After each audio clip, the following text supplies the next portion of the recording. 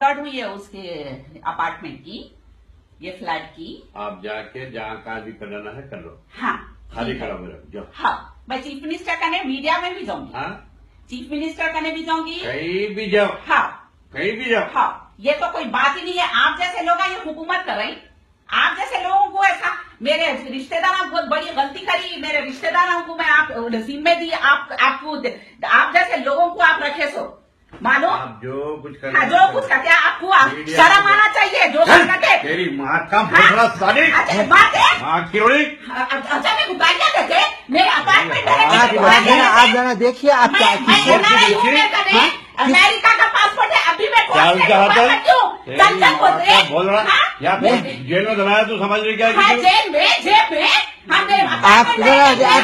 आप औरतों के पास हाथ उठाते आप उठाते। आखिर अच्छा?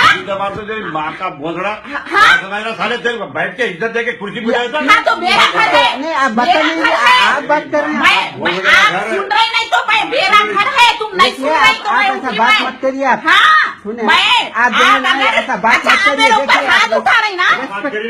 हाँ आप सबसे पहले जरा उससे मैं क्या बोली? तमीज से बात करिए। नहीं मैं क्या बोली?